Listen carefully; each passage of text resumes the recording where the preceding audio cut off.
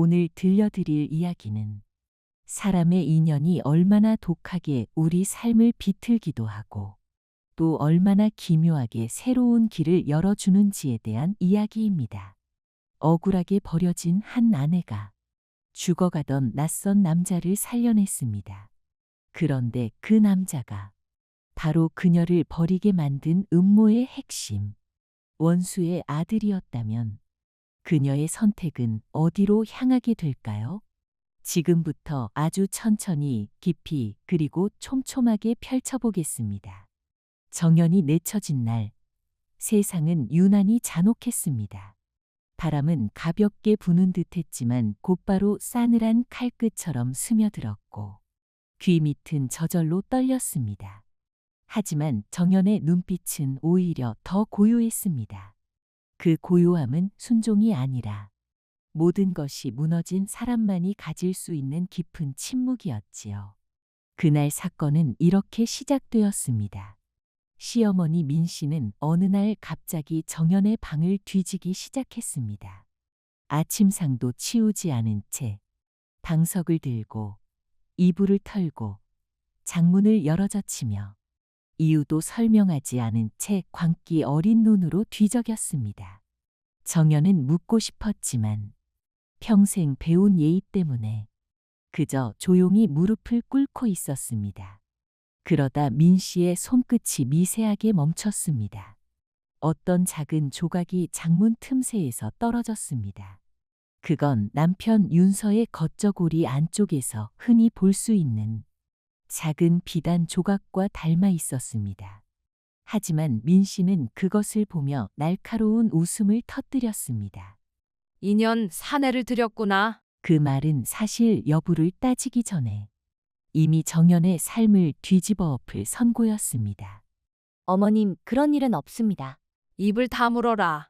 이렇게 뻔뻔할 줄이야. 그녀는 문 밖에 하인을 불러 오라 했습니다. 혼란스러운 발걸음 소리, 복도 끝에서 들리는 남편의 목소리. 무슨 일입니까? 그는 차분히 들어왔지만 정연의 눈을 보자마자 눈썹을 찌푸렸습니다. 그 표정에 담긴 것은 믿음이 아니라 이미 전에 들은 모함이 만든 의심이었습니다. 증자가 여기 있다.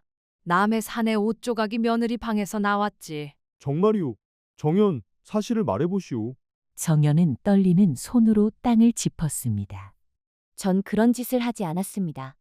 맹초의 맹세코. 그 입 닥치라. 요사스런 년. 민 씨는 정연의 뺨을 올려붙였습니다.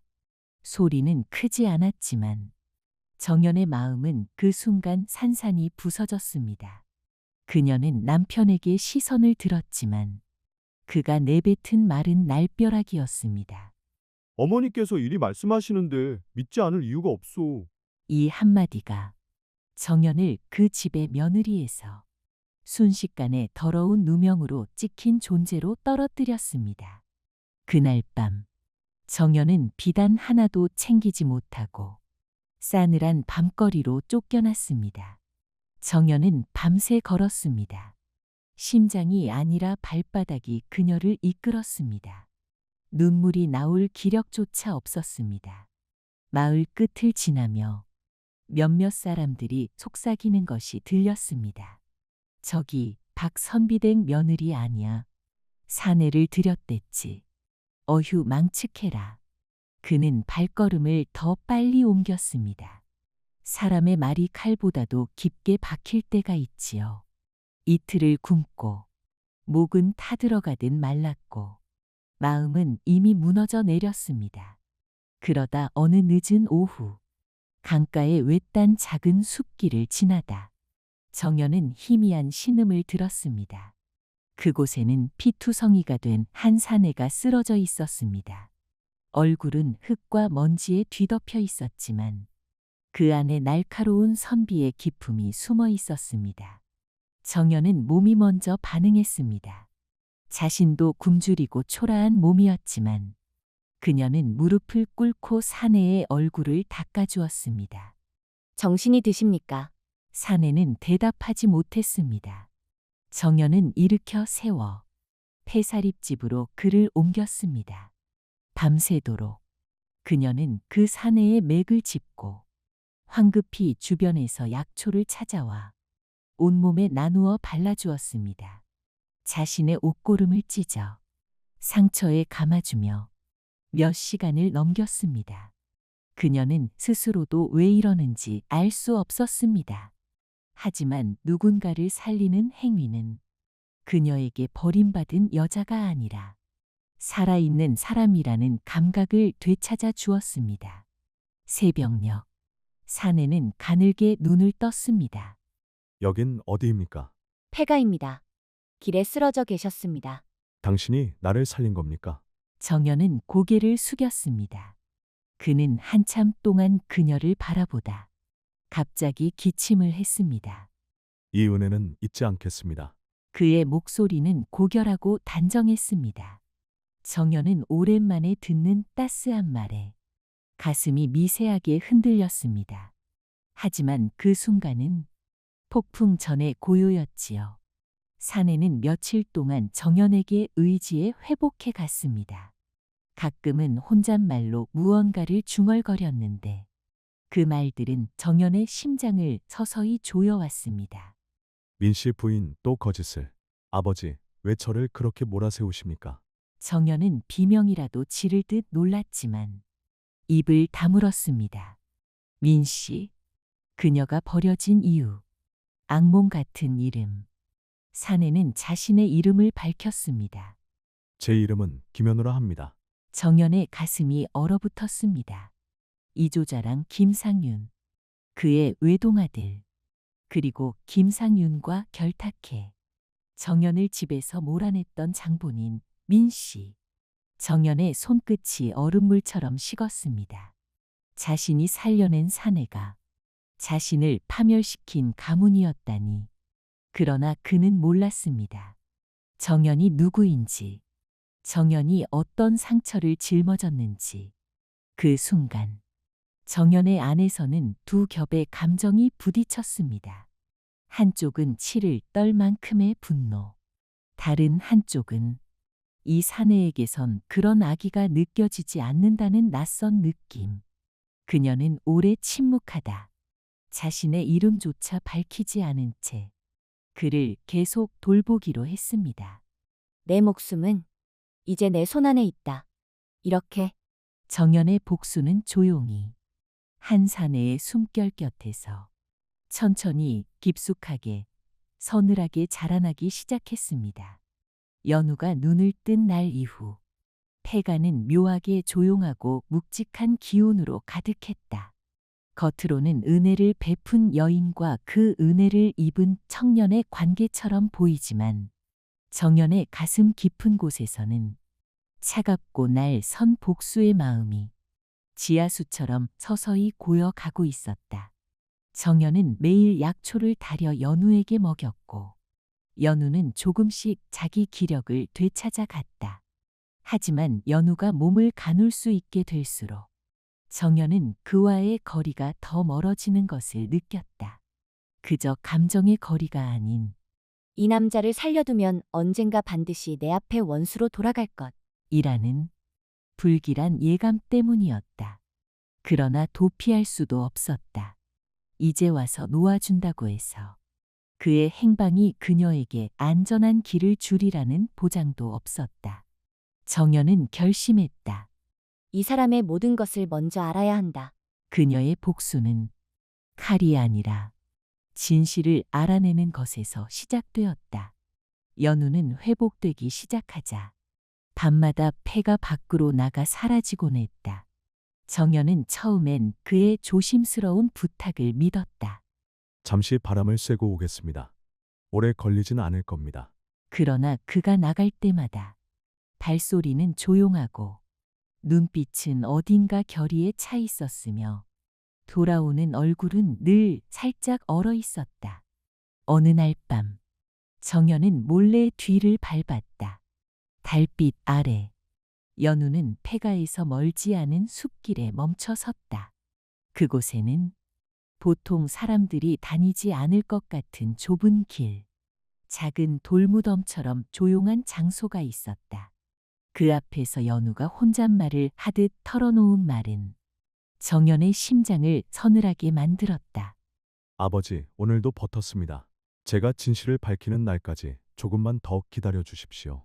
아버지, 그 아버지가 누구인지 정연은 너무나도 잘 알고 있었다. 이조자랑 김상윤, 정연을 내쫓는데 깊이 관여한 인물. 하지만 이상했다. 연우의 말투는 아버지를 원망하는 것이 아닌 마치 애통함과 미련이 섞여 있었다. 정연은 기묘한 혼란을 느꼈다. 저 사내에게는 내가 모르는 또 다른 진실이 있는 걸까? 그녀는 조용히 숲을 빠져나왔다. 며칠 후 연우는 몸을 움직일 수 있을 만큼 회복되었고 폐가 주변을 정리하다가 정연의 보자기 속에서 작은 비녀 하나를 발견하게 되었다. 그 비녀는 매우 고운 연분홍치를 한 장식품이었는데 그 모양은 분명 명가의 며느리만 가질 수 있는 것이었다. 연우는 조심스럽게 물었다. 이 비녀, 이걸 쓰던 사람은 누구였습니까? 그냥 예전에 쓰던 물건입니다. 연우는 눈을 가늘게 뜨며 살폈다. 평범한 사람이 쓸 물건은 아닙니다. 정연, 당신은 정연의 심장은 쿵 하고 내려앉았다. 그녀는 침착하게 말을 끊었다. 과거 이야기를 묻지 마십시오. 저 역시 당신의 이야기를 캐묻지 않았습니다. 연우는 잠시 정연을 바라보다 더는 묻지 않았다. 하지만 그 눈빛 속엔 분명 의문이 움츠리고 있었다. 어느 오후 폐가 주변에서 낯선 기척이 들렸다. 남자들의 낮은 목소리, 무언가 찾는 듯한 움직임. 정연은 순간 등골이 서늘해졌다. 그녀는 재빨리 연우를 깨웠다. 밖에 누가 왔습니다. 사람들이라고요? 그는 창밖을 바라보고 얼굴이 순식간에 굳어졌다. 저들은 나를 찾는 사람입니다. 왜요? 도대체 당신이 무슨 일을 당한 겁니까? 연우는 깊은 숨을 들이켰다. 내 아버지가 살해당했습니다. 정연은 그대로 얼어붙었다. 죽었다.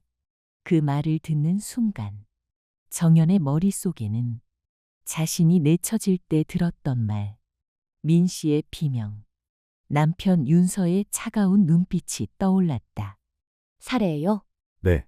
게다가 범인은 저로 지목됐습니다. 정연의 심장이 떨어졌다. 이제 모든 조각이 거짓처럼, 그러나 너무 명확하게 맞춰지기 시작했다. 연우는 덧붙였다. 내가 그 자리에 있었다고 했습니다. 하지만 저는 아버지가 돌아가시던 날 어머니에게 쫓겨났습니다. 집에서 내쫓기며 살던 곳도 빼앗겼지요. 정연은 그 말을 듣는 순간 자신의 추락과 겹쳐진 비극에 숨이 턱 막혔다. 연우는 조용히 속삭였다. 저를 해하려는 자들이 있습니다. 제가 아버지의 죽음에 얽힌 진실을 말하지 못하게 하려는 사람들이죠. 누구입니까? 민 씨 부인과 그리고 제 이복 동생인 윤서입니다. 정연은 그 자리에서 거의 정신이 나갈 뻔했다. 자신을 쫓아낸 원수들, 그들이 연우에게도 칼날을 들었던 것인가. 정연은 떨리는 숨을 삼켰다. 그렇다면 이 남자와 나는 같은 원수에게서 버림받은 것인가? 그러나 그럼에도 마음 깊은 곳에서는 차갑게 깔린 한 가지 질문이 있었다. 그렇다고 해서 그의 아버지가 나에게 한 일까지 지워지는가? 그녀의 가슴은 복잡하게 소용돌이쳤다. 밤이 깊자 남자들의 발소리는 멀어졌다. 둘은 폐가 안에서 작은 등불을 켜고 서로를 마주보았다. 연우는 그동안 자신이 왜 쫓기고 있는지 하나하나 조심스레 이야기했다. 그의 말이 끝에 닿을 때 정연은 숨을 멈췄다. 저를 모함한 사람은 두 명입니다. 누구죠? 민 씨 부인 그리고 정연이라는 이름을 가진 며느리입니다. 정연의 손이 힘없이 떨어졌다. 연우는 모르는 얼굴이었다. 그러나 그는 계속 말했다. 그 며느리가 이상한 행동을 했다며 어머니께 알렸답니다. 제가 아버지를 해하려고 했다고, 그 집안에 나쁜 생각을 품었다고. 정연의 눈앞이 일순간 희미해졌다. 나를 이용해 아들을 모함했다. 그녀는 자신이 당했던 모든 모욕과 비난이 새로운 아기로 변해 몸을 휘감는 것을 느꼈다. 연우는 덧붙였다.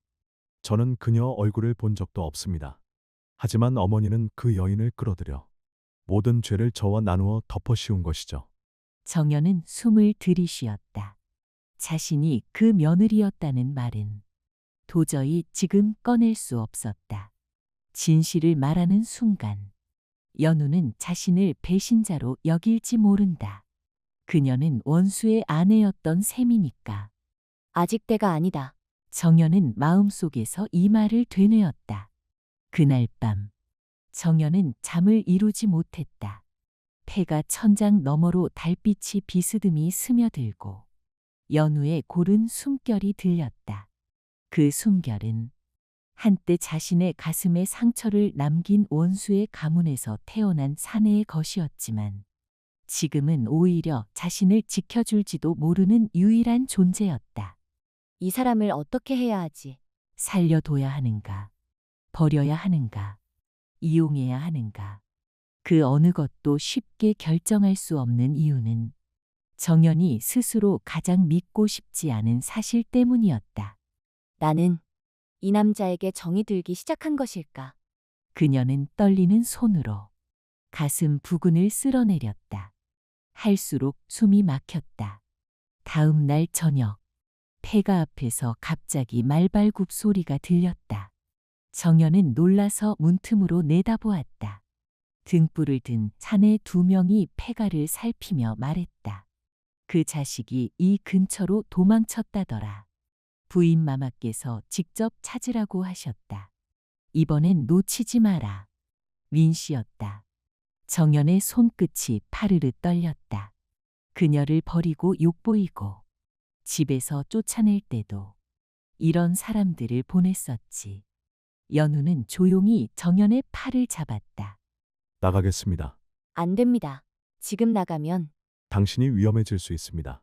정연의 심장이 미세하게 흔들렸다. 그녀는 생각했다. 내가 원수의 아들 때문에 목숨을 잃을 수도 있다고. 그러나 그와 동시에 다른 목소리도 들렸다. 이 사람을 잃어서는 안 된다. 정연은 연우의 손을 잡았다. 숲 뒤쪽으로 나가세요. 거긴 길이 좁고 찾기 어렵습니다. 연우는 놀란 표정으로 그녀를 바라보았다. 당신은 왜 나를 돕습니까? 지금 묻지 마십시오. 묻는다면 가시는 길을 막게 됩니다. 연우는 잠시 정연을 바라보다 고개를 끄덕였다. 그의 이마에 드리운 그림자는 어둡고 길었다. 연우가 사라진 뒤 정연은 문에 등을 기대고 앉았다. 혼자 남은 폐가는 이상하게 허전했고 그러나 동시에 그녀의 마음속에 하나의 깨달음을 남겼다. 이제 그녀는 2가지를 확실히 알았다. 첫째, 원수의 가문에서 버려진 것은 자신 혼자가 아니었다. 둘째, 민 씨와 윤서는 정연의 가문을 망하게 한 뒤 이제 연우까지 제거하려 한다는 것. 그러나 마지막으로 가장 위험한 깨달음은 이것이었다. 나는 그를 잃고 싶지 않다. 이 감정은 복수와는 전혀 다른 결의에서 나왔다. 정연은 숨을 깊이 들이쉬며 바닥에 떨어진 작은 비녀를 쥐었다. 내 복수는 이제 혼자 하는 것이 아니다. 그리고 그 순간 멀리서 연우의 목소리가 들렸다. 숨어요. 정연이 몸을 돌리는 순간 폐가 문이 거칠게 열렸다. 그 앞에는 칼을 든 남자 3명이 서 있었다. 그들의 시선이 정연에게로 향했다. 여기 여자가 있었나? 그 눈빛은 연우를 찾는 눈빛이 아니라 새로운 표적을 발견한 사냥꾼의 눈빛이었다. 정연은 숨을 삼켰다. 복수의 불씨는 이미 피어올랐다. 그러나 이제부터는 그 불이 그녀만을 태우는 것이 아니라 모든 것을 불태우며 거대한 운명으로 번져갈 것이다. 폐가의 문이 거칠게 열리며 낯선 사내들이 정연을 둘러싸던 순간 바람을 가르는 소리가 들렸다. 연우였다. 그는 숨을 몰아쉬며 뛰어들어 정연과 사내들 사이에 몸을 던졌다. 그녀에게 손대지 마라. 사내들은 비웃었다. 살인 누명 쓰고 도망친 주제에 기어이 여자를 하나 끌어들였군. 부인 마마께서 살아있을 때 데려오라 하셨다. 지금쯤 찾으셨겠지. 정연의 숨이 멎었다. 민씨였다. 그녀는 아직 살아있었다. 연우의 얼굴이 창백해졌다. 어머니가 살아있다고요? 사내는 비웃음과 함께 작게 고개를 끄덕였다. 죽었다는 것도 거짓이었지. 그녀는 자네를 용서하지 않았어. 정연은 그 한마디에서 모든 퍼즐을 이해했다. 연우는 아버지를 죽음으로 몰아넣은 범인으로 만들어졌고 민씨는 그를 없애려고 했으며 윤서는 그 뒤에 숨은 채 조정을 누르고 있었다. 그리고 그 거대한 거짓의 중심에 정연이라는 이름이 도구처럼 사용된 것이다. 연우는 분노로 이를 악물었다. 내 아버지를 누가 죽였습니까? 사내는 비명을 지를 틈도 없었다. 연우의 눈빛이 이미 그 답을 알고 있었기 때문이다. 어머니가 하셨군요. 정연의 심장이 2번 크게 뛴 뒤 차갑게 굳었다. 그녀는 떨리는 목소리로 입을 열었다. 연우, 당신 어머니는 나를 그러나 말끝이 채 나오기 전에 사내들이 밀어닥쳤다. 정연과 연우는 패가 뒤편으로 도망쳤다. 달빛 아래 숨이 거칠게 섞이는 가운데 연우는 정연의 손목을 움켜쥐었다. 지금 말하세요. 당신이 왜 그 이름을 들었을 때 얼어붙었습니까? 정연은 눈을 감았다. 더는 숨길 수 없었다. 나는 당신이 알고 있는 그 정연입니다. 연우의 손끝이 떨렸다. 정연은 계속했다. 나는 당신 아버지를 모함한 여인이 아닙니다. 그들은 내 이름을 이용했고 내가 내쳐지는 것까지 이용했습니다. 연우의 눈빛은 충격과 혼란 그리고 이해가 뒤섞인 복잡한 흔들림으로 가득 찼다. 정연은 한 걸음 다가섰다. 나는 그날 모든 것을 빼앗겼습니다. 당신의 어머니가 그리고 윤서가 원인이었지요. 연우의 숨이 끊어질 듯 멎었다. 우리는 서로 다른 이유로 망가졌지만 같은 사람들에게 같은 상처를 받았습니다. 이해는 천천히 그러나 분명히 연우의 마음속을 채워갔다. 그래서 나를 살린 겁니까? 복수를 위해서만은 아니었습니다.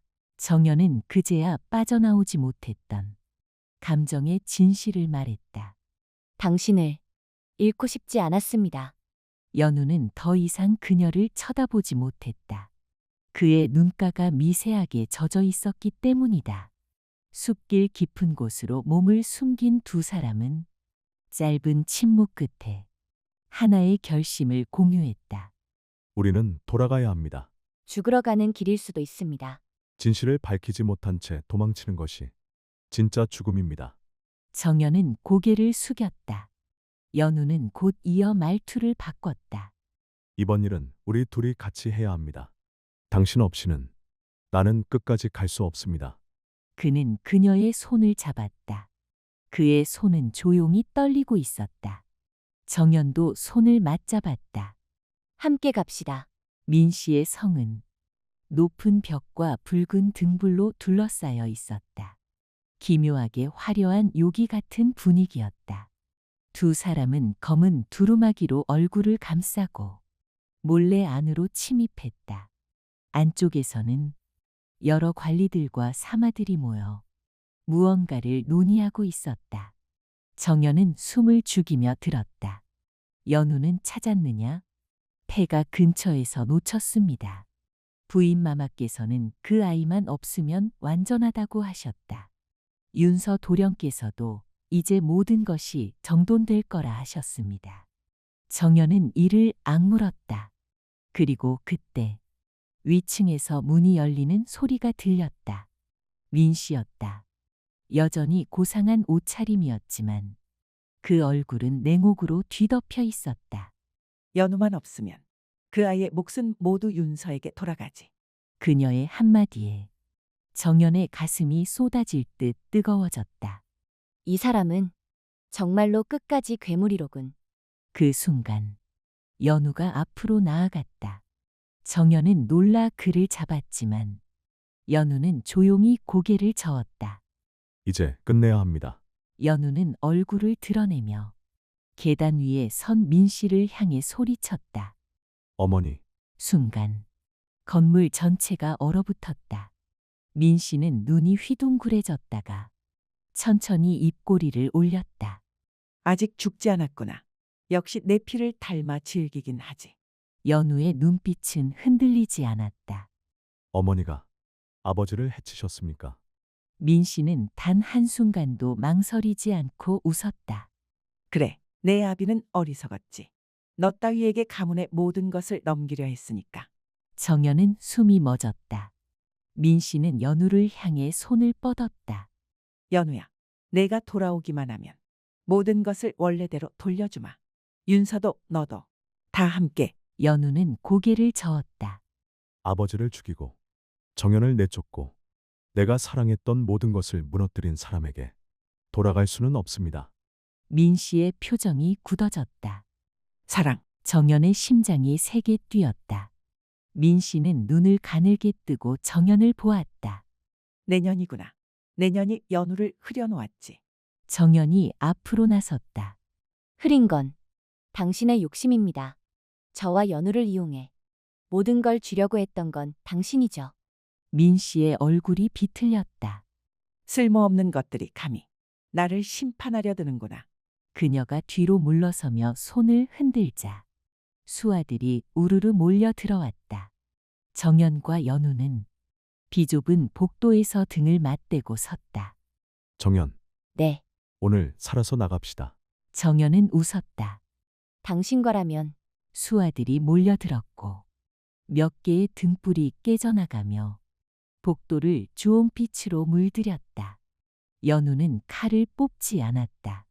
대신 민첩하게 움직여 수아의 손목을 비틀고 다른 자의 다리를 꺾어 넘어뜨렸다. 정연은 뒤에서 문을 막아 한 사람씩 들어오게 만들었다. 두 사람의 숨이, 발소리가, 심장의 박동이 암흑 속에서 얽히며 점점 더 거세게 고조되었다. 그러나 이 싸움은 목숨을 빼앗기 위한 싸움이 아니라 진실을 세우는 싸움이었다. 수아들이 하나둘 쓰러지자 민 씨는 더 이상 웃지 못했다. 내가 날 배신하는구나. 연우는 조용히 고개를 흔들었다. 제가 버린 적이 없습니다. 이미 오래전에 어머니가 저를 버리셨죠. 민 씨는 무언가 더 말하려 했지만 그 목소리는 흔들렸고 곳곳에서 몰려온 관리들이 민 씨의 성을 둘러싸기 시작했다. 조정에서 이미 조사 중입니다. 어머니의 계획은 끝났어요. 민 씨는 결국 무너져 내렸다. 그렇게 수십 년간 드리워졌던 아기는 마침내 조용히 종막을 맞이했다. 며칠 뒤 조정에서는 김상윤의 억울함이 밝혀졌다. 윤서도 조사 끝에 모든 죄가 드러나 처벌받게 되었다.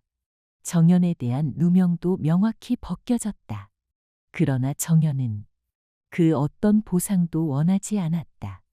그녀는 단지 새로운 삶을 살 준비를 하고 있었다. 연우가 찾아왔다. 정연, 네, 이제 당신은 자유입니다. 원한다면 어디든 갈 수 있어요. 정연은 조용히 미소 지었다. 당신은요? 연우는 잠시 말을 잇지 못하다 솔직하게 털어놓았다. 저는 당신과 함께 가고 싶습니다. 정연의 눈빛이 흔들렸다. 연우, 우리는 서로에게 상처를 준 가문에서 나왔어요. 그걸 잊을 수 있을까요? 있는 것은 아닙니다. 새로 적는 겁니다. 정연은 그 말에 아주 조용히 웃으며 고개를 끄덕였다. 그렇다면 씁시다. 우리의 이야기.